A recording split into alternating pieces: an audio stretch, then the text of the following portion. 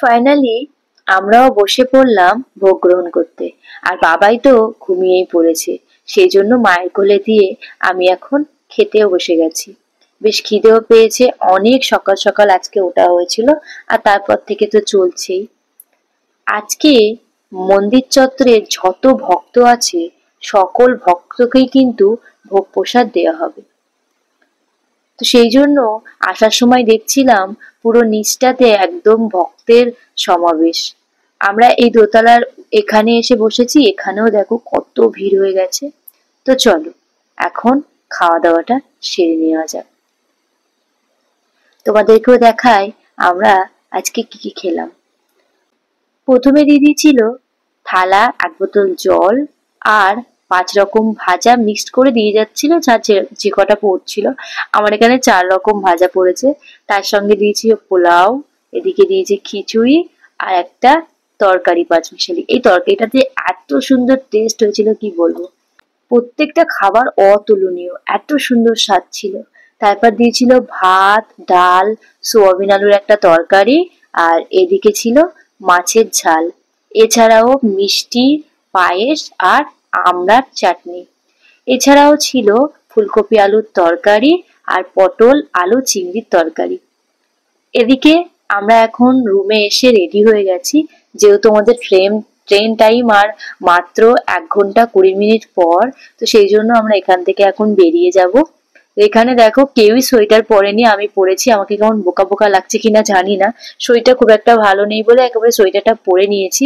আর গাড়িতে না আসার সময় খুব ঠান্ডা লেগেছিল, সেই কারণে আমি ভাবলাম যাওয়ার সময় পরেই নি, ব্যাগে কোথায় রাখবো সেটাকে টেনে বার করতে প্রচন্ড প্রবলেম হয়ে যাবে। তারপর মাকে আরেকবার দেখা করে মায়ের সাথে মাকে বলে ওখান থেকে বেরিয়ে পড়লাম। আর আমরা আসার সময় এই গাড়িগুলোকে এখানে সবাই ম্যাজিক গাড়ি বলছিল, বেশ সুন্দর গাড়িগুলো। তো ওই ম্যাজিক গাড়ি করে এখন স্টেশন পর্যন্ত যাব।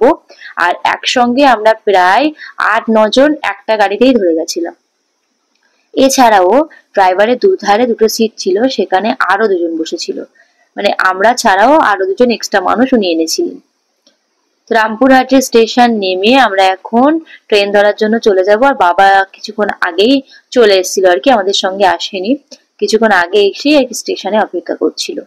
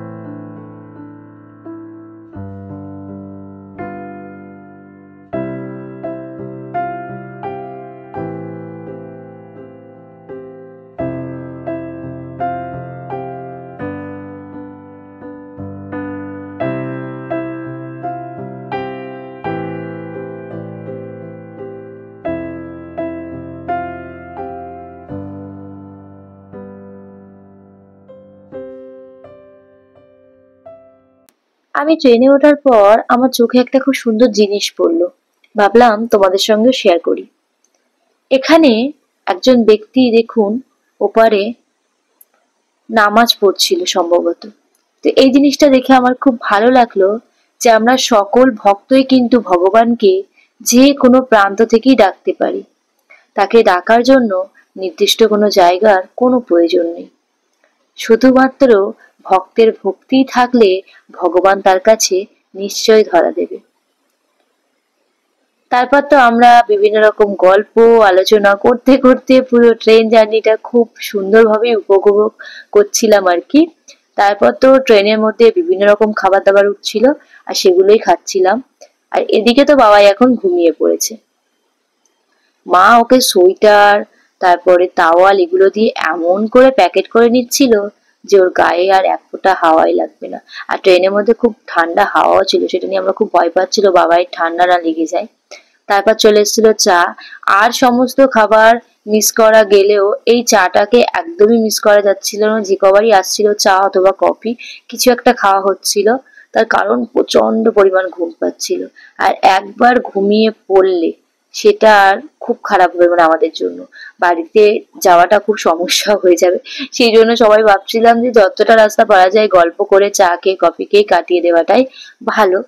তো সেই জন্যই আমরা এখন যে কবারই চা কফি আসছিল সবাই মিলে সেটাই খাওয়ার চেষ্টা করছিলাম। এভাবে গল্প করতে করতে আমরা এখন প্রায় বর্ধমান ছাড়িয়ে চলে যাচ্ছি। আর বর্ধমানের এই পরিবেশগুলো এত সুন্দর, মানে চারিদিকেই খালি ধান আর ধান। এই জিনিসটা দেখতে খুব ভালো লাগছিল। এই পরিবেশটা সত্যি ভীষণ সুন্দর ছিল। কিছু কিছু পরিবেশ প্রাকৃতিক সৌন্দর্য সত্যিই মন ছুঁয়ে যায়। আর বাবাই ঘুম থেকে ওঠার পর ওর বন্ধুত্বের অভাব নেই। মাঝখানেও একটুখানি ঘুম থেকে উঠে গেছিল, তারপর একটা দিদিভাইয়ের সঙ্গে পরিচয় হয়েছে। তার সঙ্গে যে সে কি করবে সেটা বোঝা বড় মুশকিল হয়ে যাচ্ছিল। দিদিভাইটাও ছিল তেমন, ভাই অন্ধ হয়ে গেছিল। দুজনে মিলে প্রায় আধ ঘন্টা থেকে 40 মিনিট এইভাবেই খেলা করছিল। আর কি হাসি দুজনার মুখের মধ্যে। তারপর তো বাবাইকে যে পাচ্ছে সেই একটু করে কোলে নিচ্ছে, আদর করে দিচ্ছে। আর ও তো প্রত্যেকের কোলে যাচ্ছে, এমন কেউ নেই যে কারো কোলে যাচ্ছে না। প্রত্যেকটা ব্যক্তির কোলে যাচ্ছে, তাদের কাছে গিয়ে আদর খাচ্ছে, আবার চলে আসছে। এরকম করতে করতে কিছুক্ষণ পর ও আবারও ঘুমিয়ে পড়েছিল। ও খালি জাগছে, একটু খেলা করছে, একটু খাচ্ছে, আবার ঘুমিয়ে পড়ছে। তো এইভাবে একদম মজা করেই আমাদের খুব সুন্দরভাবেই চলে এসেছিলাম। আর যাওয়ার সময় খুব আরো বেশি মজা করে গেছিলাম। আমার মনে হচ্ছিল খুব তাড়াতাড়ি চলে গেছিলাম, কিন্তু আসার সময় মনে হচ্ছিল আর একটু তাড়াতাড়ি আসলে ভালো হতো। আর ট্রেন একটু লেটও ছিল। তো আমরা এখন চলে এসেছি হাওড়া স্টেশন। আর এখান থেকে ভিডিও কিছু ক্লিপ নেওয়ার পর আমার ফোন একদম অফ হয়ে গেছিল। তারপর আর ভিডিও ক্লিপ কিছুই নেওয়া হয়নি।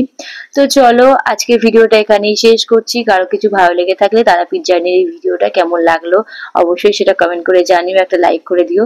তোমাদের সঙ্গে আবারও নিত্য নতুন ভিডিওতে দেখা হবে। ততক্ষণ তোমরা সকলে খুব খুব খুব ভালো থেকো, সুস্থ থেকো, আর সকলকে ভালো রেখো।